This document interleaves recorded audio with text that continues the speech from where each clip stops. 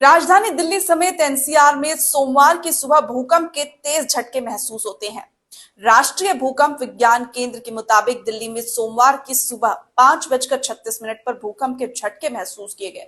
वहीं इस भूकंप की तीव्रता 4.0 थी। लेकिन क्या आप जानते हैं कि भूकंप के झटकों का असर आसमान में मौजूद फ्लाइट पर पड़ता है या नहीं?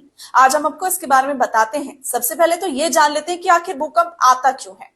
तो बता दें, वैज्ञानिकों के मुताबिक पृथ्वी की ऊपरी सतह 7 टेक्टोनिक प्लेट्स से मिलकर बनी है। पृथ्वी पर मौजूद जब इन प्लेट्स में हलचल होती है, इनमें टक्कर होती है, तब भूकंप का खतरा होता है। जब ये प्लेट्स एक दूसरे से टकराती हैं, इसके अलावा पास आती हैं या फिर दूर जाती हैं, तो जमीन हिलने लगती है, जिसे हम भूकंप कहते हैं।